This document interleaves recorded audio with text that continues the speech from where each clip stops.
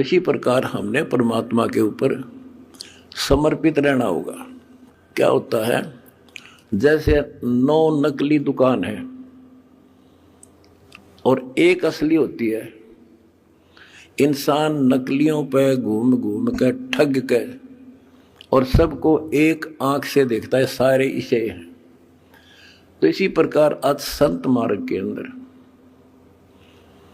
संतों की जो कथनी और करनी है उसमें बहुत अंतर है। इस करके समाज ने ज्यादा से ज्यादा गणी नहीं तो 50% समाज रिजेक्ट कर चुका है साधु संतों को। अपने हिसाब से चाहे कोई पत्थर पूज रहा है, चाहे कोई तीर्थ जा रहा है, वो कर रहा है। इसका कारण क्या है कि हमें परमात्मा का ज्ञान नहीं हुआ और परमात्मा से मिलने वाला लाभ हमें प्राप्त नहीं हुआ। जो भी हमने साधनाएं की, परमात्मा को पाने के लिए राज त्याग दिए, घर छोड़ दिए, कठिन तपस्याएं की,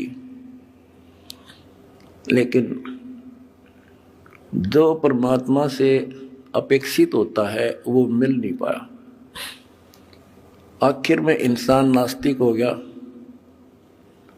चोरी करके उस पूर्ति को पूरा करने लगा, रिश्वत लेकर न सोचा सेठ बनूं, कभी नहीं बन सकता, सपने में भी ना सोचना।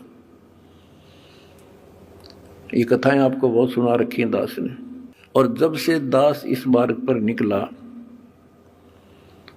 मेरे घर में क्या है कि कमी नहीं थी। यूं है मेरा, यहीं हमारे खेत थे, यूं है मेरा गांव है, सारा गांव गवाह है।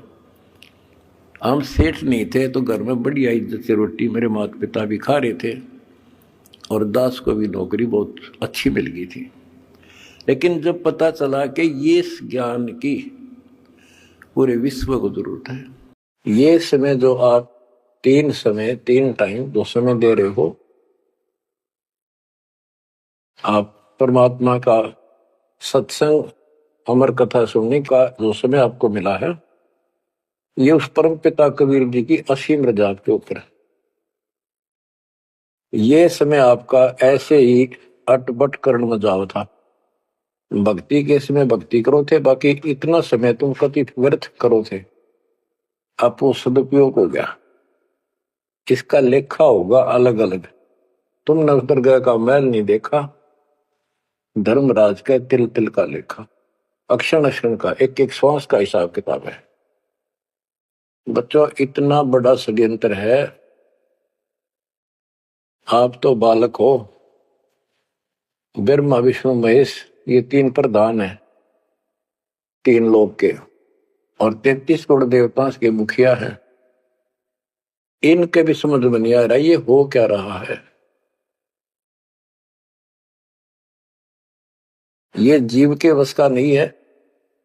गरीब सतगुरु आए दया करी ऐसे दीन दयाल, बंदी छोड़ वृद्ध ताश का, जट सगनी प्रतिपाल। सबका धारण पोषण करने वाला और बंद छुड़ाने वाला। बंदी छोड़ तो उसका प्रथम गुण है, वृद्ध है, स्वभाव है। जैसे चंदन की लकड़ी में शीतलता और स्मेल, ये उसका गुण है, ये तो उसमें रहेगा ही रहेगा, कितना रख दो उसमें।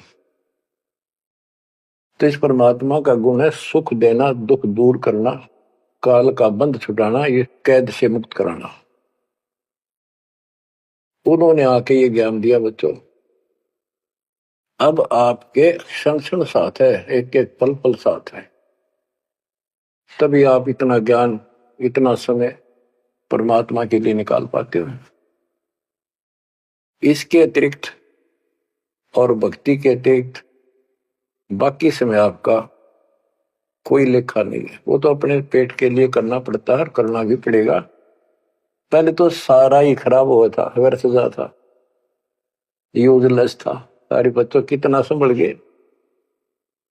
सुबह नित्यनेम की टेंशन, पहला मंत्र, फिर दिन में भक्ति करते रहो सारा दिन, दोपहर की आरती, असुर निकंदन मैणी, शाम को फिर आरती की टेंशन।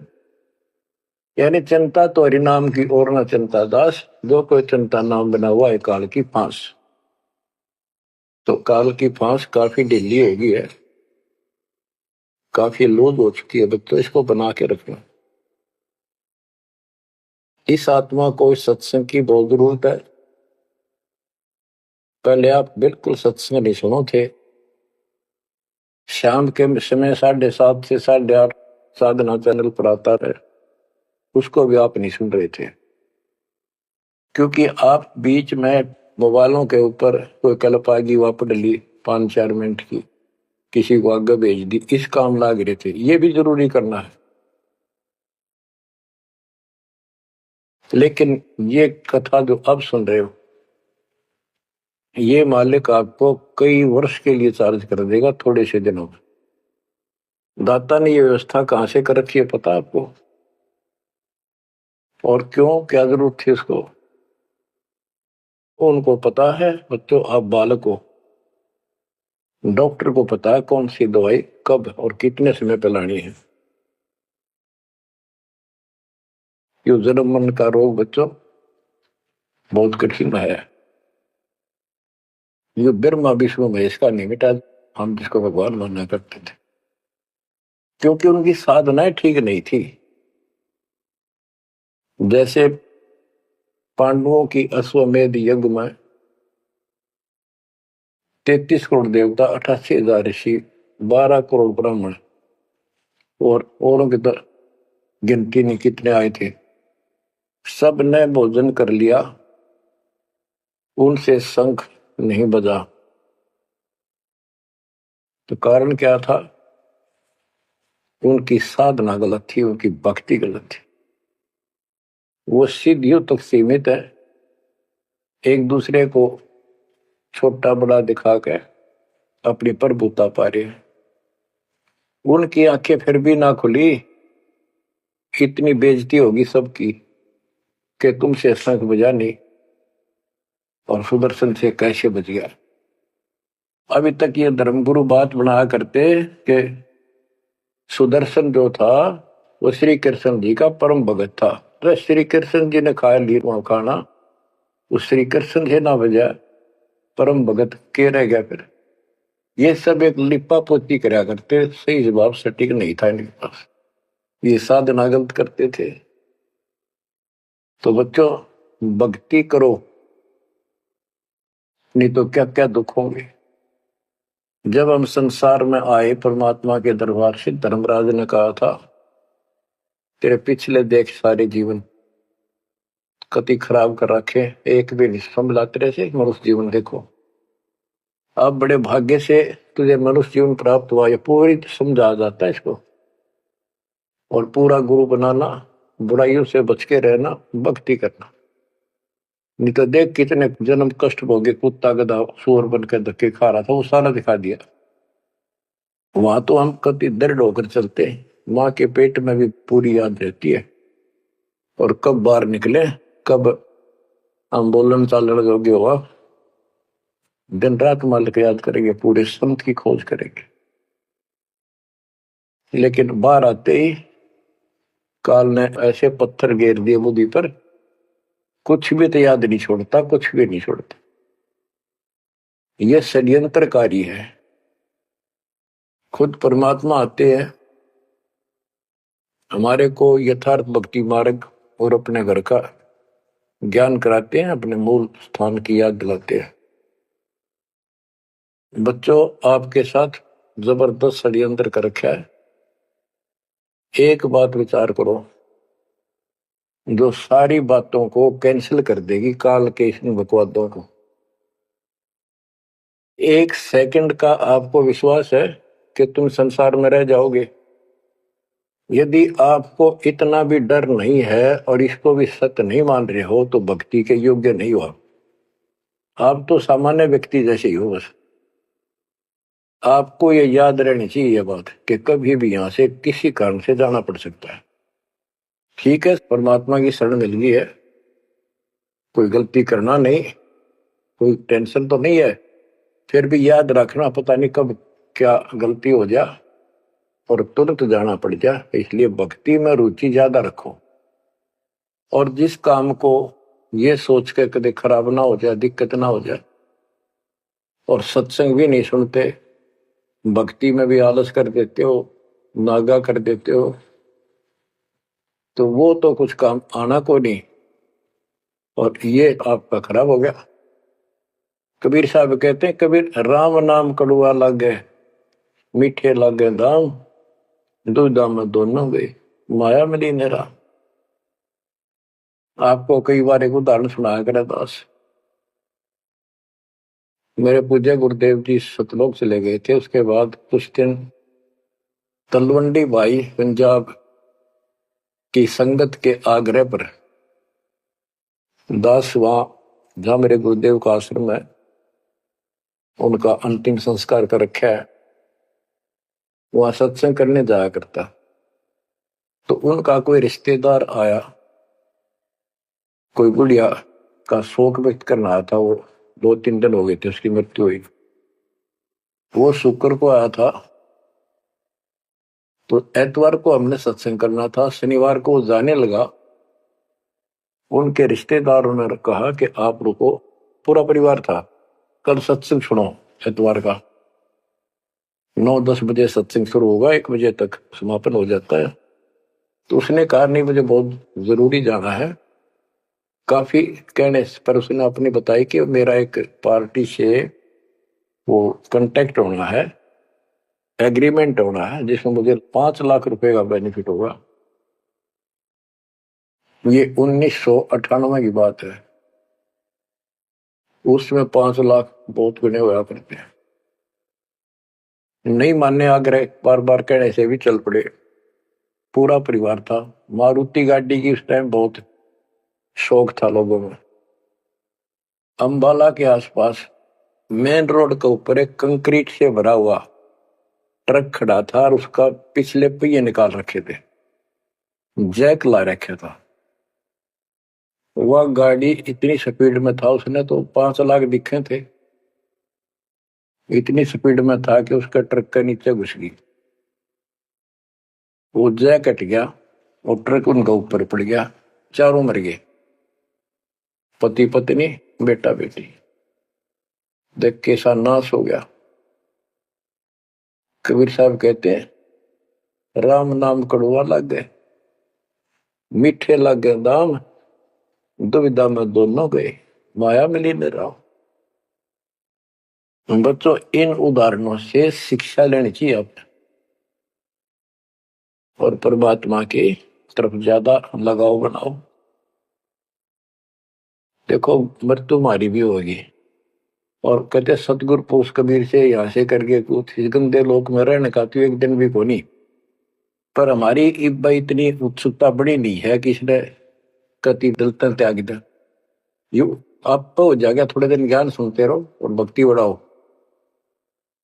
इस गंदे लोग से तो सतगुरु पुरुष कबीर यहाँ से करके पूछ, यहाँ वो भी चले गए छोड़ के इस गंदे लोग, तो हमने तो छोड़ना ही पड़ेगा। यहाँ तो रह ही नहीं सकते, या तो गारंटीड है, आपको ही पता है। फिर इस लोक में लगाओ क्या, गोपर लाए बैठे हो तुम, किसको अपना मान लिया। इसलिए उस परमात्मा को याद कर। आपको अमर ग्रंथ संत गरीबदास जी के अमृत वाणी से चेतावनी के अंक की कुछ वाणी सुनाता हूं, क्योंकि ये वाणी ऐसी है जैसे गारगु मंत्र सिद्ध कर लिया करें। एक शब्द होता है, उसको पूरा हजारों लाखों बार पढ़ कर और कुछ सिद्ध कर लेता है। वो क्या करता है, उस गारडू मंत्र जो बोलता है, मूर्छित सर्प काटे से मूर्छित हो जाता है व्यक्ति, उसके ऊपर उस मंत्र को बोलता है, पूरा शब्द बोलता रहता है 2, 4, 10 बार, 20 बार। वो मूर्छित व्यक्ति ना तो उस मंत्र का मतलब समझता है, ना उसको सुन रहा है, लेकिन फिर भी वो अपना काम कर रहा है उसके शरीर के ऊपर, बॉडी के ऊपर, आत्मा के ऊपर। उसका विष उतार देता है, वो जीवित हो जाता है, सचेत हो जाता है। तो 10-20 बार बोलने जाएगा जब तक चेतना नहीं आती उसको। इसी प्रकार बच्चों, ये जो वाणी है गरीबदास जी के मुख कमल से उतरी था। महापुरुष के समर्थ शक्ति का उपासक था, सच्चे सुचा आत्मा थी, उसके मुख से ये वाणी जितनी भी उच्चरित हुई है सारी उस गारुड़ के मंत्र की तरह शवसिद्ध है। ये सुनने मात्र से भी आत्मा का विष उतर है, इसकी मूर्छा दूर होती है, इसका जो मैल है वो कति कटना शुरू हो जाता है। लेकिन और बड़ी खुशी आपका वरदान हो आपके लिए कि ये अमृतवाणी और फिर आपके गुरुजी के मुख से उच्चरित हुई सुनोगे। अब ये पूरी रिकॉर्डेड हो चुकी है, आपकी आने वाली पीढ़ियां भी पार हो जाएंगी इसको सुन। एक जैसे उत्तराधिकारी होते हैं, प्रधानमंत्री है, प्रधानमंत्री ने जिसको पावर दे दी वो भी दो वचन बोल लगा वो मान्य होते हैं और वो काम होते हैं। इसी प्रकार दास परमेश्वर का अपने पूज्य गुरुदेव का उत्तराधिकारी है और दास के मुख से भी उत्तरी दो वाणी आप सुना करोगे, आपका कल्याण होगा, आपकी आत्मा निर्मल होती चली जाएगी। स्वयं पढ़ने से भी आत्मा में तड़प तो होती है, लेकिन ये शक्ति तो ऐसे आएगी। अब परमात्मा ने ऐसे उपकरण बनवा दिए कि सारी वाणी रिकॉर्ड होगी और इसको कभी लाके कोई अंग कभी सुन लिया कभी सारा परिवार बैठ के थे आधा घंटा सुने, 1 घंटा सुने, डेली ना सुनो तो हफ्ते में शुरू सुनो, उसमें बहुत रोशनी होगी, बड़ा प्रकाश होगा, हौसला होगा, दृढ़ता आती है। अमर ग्रंथ संत गरीबदास जी के अमृतवाणी से चेतावनी के अंग से वाणियां।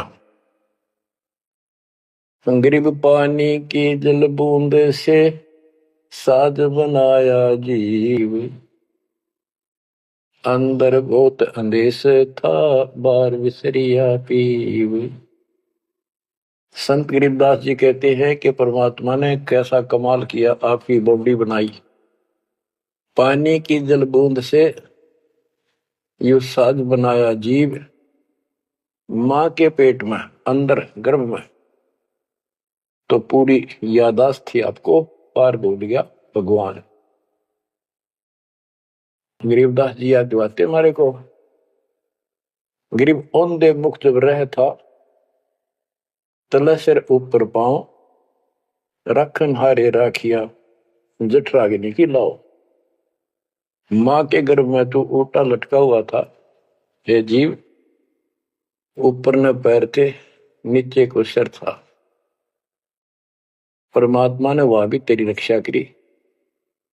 और साथ में जठराग्नि जो पाचन क्रिया को बढ़ावा देती है उसको जठराग्नि बोलते हैं। जैसे आप कच्चा पक्का भोजन खाते हो, कोई सलाद खाते हो, फल फ्रूट खाते हो, पकी हुई सब्जी रोटी खाते हो, हलवा खाते हो, पूरी खाते हो, उसको दोबारा अंदर पेट में उदर में उसको फूका जाता है। ना कोई गैस चूल्हा, ना कोई भट्ठी और ना कोई लकड़ी का चूल्हा, कमाल देखो दाता का। इसे ढंग से पकाया जाता है और उसमें से फिर सारा रस अलग अलग, उसी से हड्डी बनती है, उसी से ब्लड बनता है, उसी से मांस बनता है, ताकत आती है। परमात्मा को अगर आप देखना चाहोगे तो कहीं भी देख सकते हो उसकी शक्ति को। कितने प्राणी बनाए मनुष्य और किसी की भी आपस में शकल नहीं मिलती, चेहरा नहीं मिलता। और एक व्यक्ति स्त्री पुरुष अपने जीवन में कम से कम 4 चेहरे बदलती है, बॉडी 4 चेहरे बदलती है। बालकपन में कुछ और शकल, 5-7 साल का हो जाएगा शकल बदल जाएगी और एक दूसरे से फिर भी नहीं मिलेगी। जवान होगा तो मिलती जुलती रहेगी, जब 50 पार कर जाएगा कति उलिया बिगड़ना शुरू हो जाएगा। 70-80 साल की उम्र में पिछला चेहरा कति पिछाड़ में गया और फिर भी एक दूसरे से नहीं मेल खाएगा और करोड़ों का ऐसे चेंज होगा। कई ये कहते हैं भगवान नहीं है, तो ऐसे है कुछ नास्तिक, ये तो सदा ही रहे हैं, लेकिन भक्तों के लिए ये पर्याप्त है। ग्रीव औंधे मुख जब रह था, तले सिर ऊपर पांव, रखन हरे राखिया, जठर अग्नि की लाव। ग्रीव अस्थि चाम रग रोम सब, किसने की ना गूद,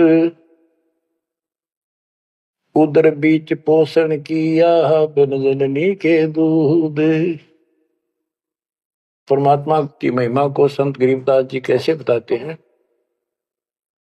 कि अस्थि हड्डी, चाम ऊपर खाल, रग यानी नाड़ी, रोम बाल और गूद मांस, ये कितना गजब का बना के बॉडी को तैयार किया आपका। फिर है उदर बीच पोषण किया, उदर बीच पोषण किया, मां के गर्भ में तेरा पालन पोषण किया, बिन जननी के दूध। वहां तो मां का दूध भी ना मिलता था आपको, मां की नाभि से इंटरनल कनेक्शन कर दिया बच्चे की नाभि से। बच्चों, ऐसा गजब है इस बॉडी के अंदर, ऐसा कमाल कर रखा जाता है। तो परमात्मा की महिमा को बहुत गहराई से समझना चाहिए अपने को, और उसकी शरण में रहना चाहिए, भक्ति दिन रात करनी चाहिए, जैसा आप मां के गर्भ में किया करते थे। गरीब तू ही तुतकार थी, जपता अजपा जाप, बाहर आकर भरमिया, बहुत उठाए पाप। मां के गर्भ में ना तेरा साथी था, ना को भाई था, ना माता पिता का कोई सहयोग था, केवल अकेला तू था। और मालिक याद किया करता है, परमात्मा रक्षा करो। वहां तुझे समझ थी कि भगवान बिना कोई रक्षक है नहीं, तो वहां तो तू ही है परमात्मा, है तू ही है, तू ही है मेरा जो कुछ है। हे परमात्मा तू ही है, मेरी रक्षा करो, मुझे बाहर निकालो नरक से, आपको भूलूंगा नहीं भगवान। और बाहर आकर के कैसे अपराध करने लग गया भगवान, तो याद भी ना आता बाहर रहने के बाद, वो सारी बकवाद याद कर लेता है। तो परमात्मा परमेश्वर कबीर जी की कृपा देखो, फिर आते नए सिरे से, इनको पता है उनको कि काल का षड्यंत्र जबरदस्त है, ये जीव के बस से बाहर है। गरीब तू ही तुतकार थी, रंकार धुनि ध्यान, जिनियो साज बनाई या, जाकू ने पहचान। मां के पेट में जो रट मारा था ना, वह ई फिर लगा जब बात बढ़ेगी, और जिसने सारा कुछ बनाया है उसको पहचान, वो भगवान है कौन। गरीब अवधूत औंधे मुख जप था, रंकार धुनि धीर, उस तालिब को याद कर, दिलियो खड़ा शरीर। गरीब अवधूत औंधे मुख जप था, दुनी जिंद जिहान, बाहर मूल गवाइया, पूजत है पाषाण। अब कति अध्यात्म ज्ञान जड़ मूल से खत्म कर दिया और पत्थर पूजन लाग गया, मूर्ति की पूजा है।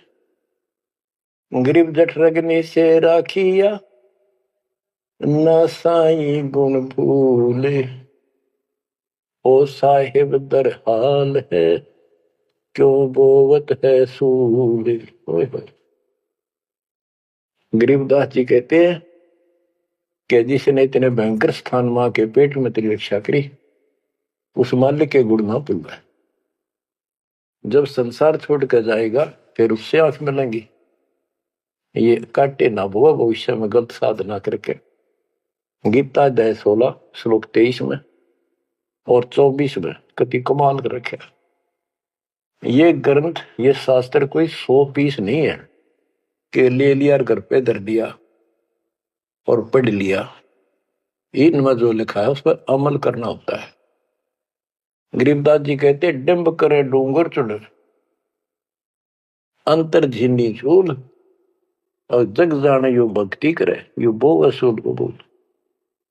कई संत देखे नकली ऊंचे से टीले पर बैठेंगे पहाड़ी से पर, ताकि दूर तो दिखे साधु बैठा है, ताकि लोग आकर्षित होकर वहां जाए।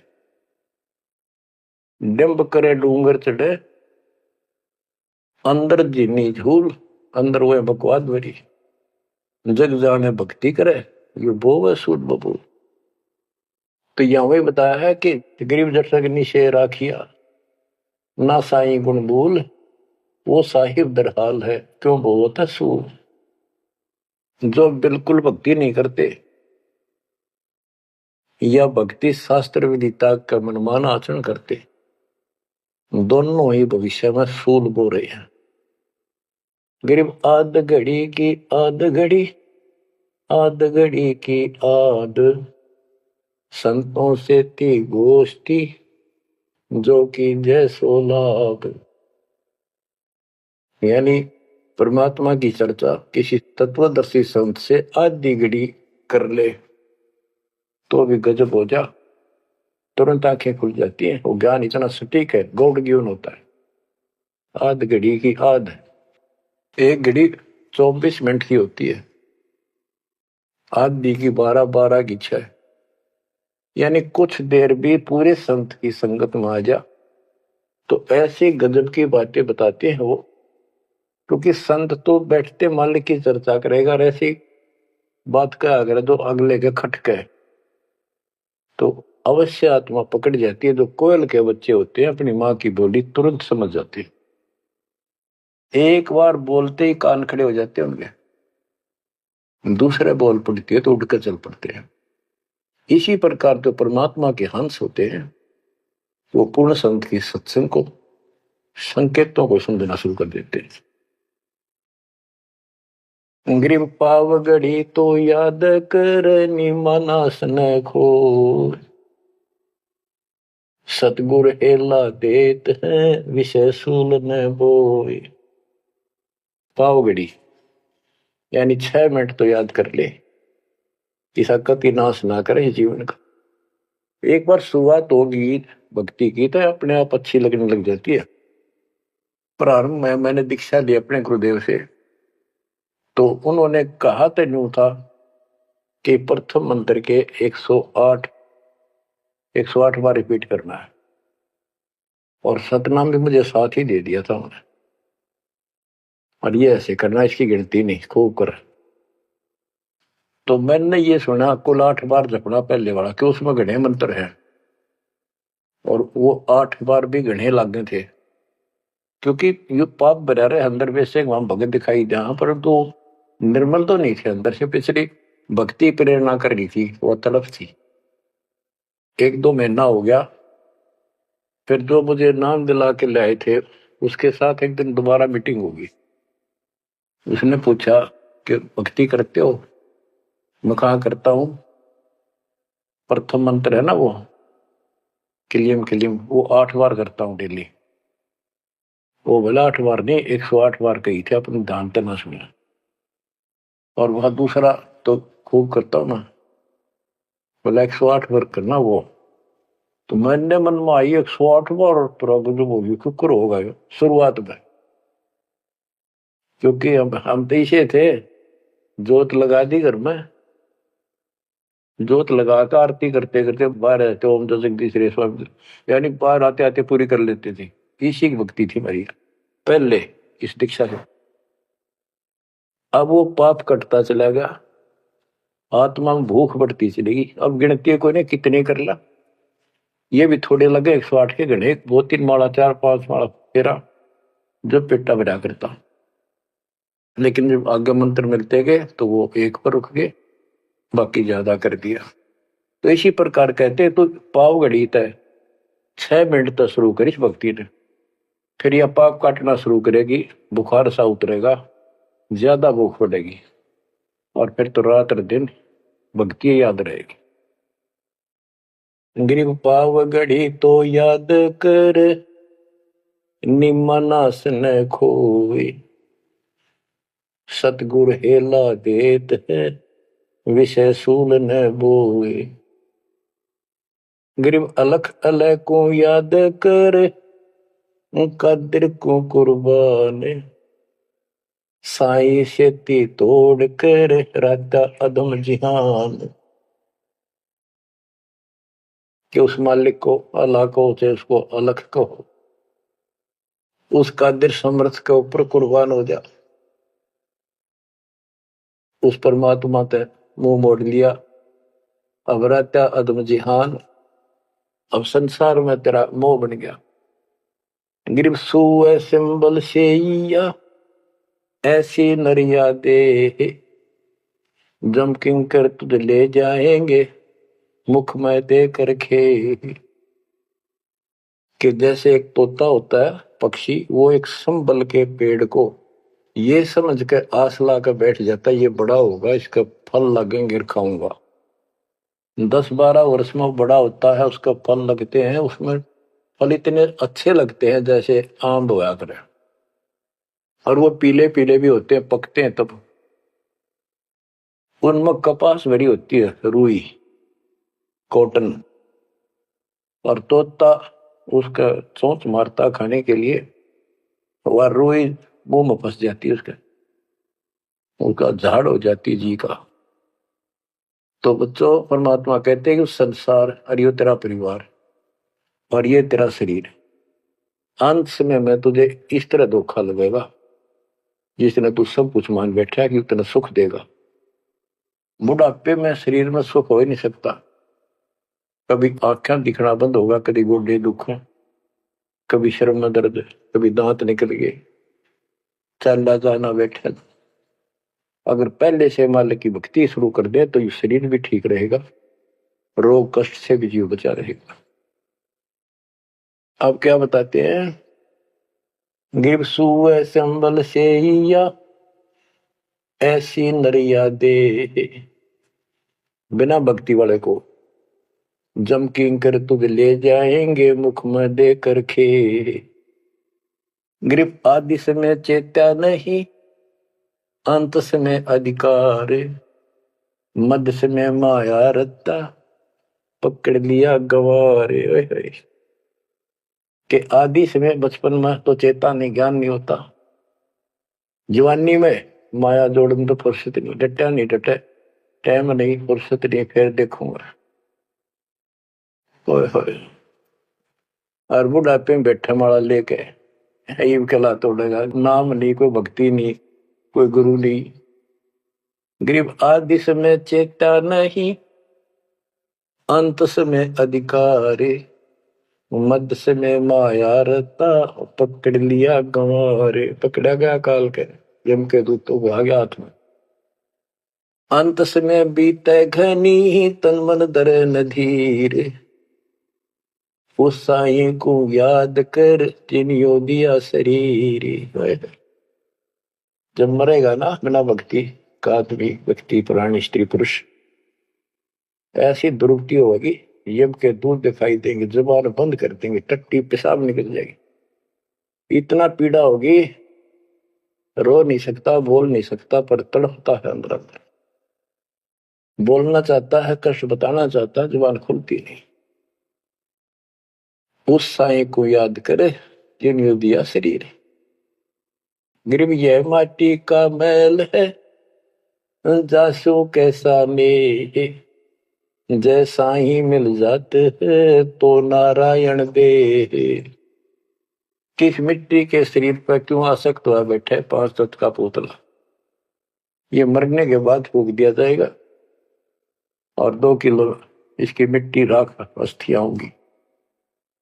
यदि इस मिट्टी से परमात्मा प्राप्ति हो जाती है तो तेरे लिए ये भगवान स्वरूप शरीर है। गिरब यह माटी का मैल है, जासू कैसा ने, जैसा ही मिल जाते है तो नारायण दे।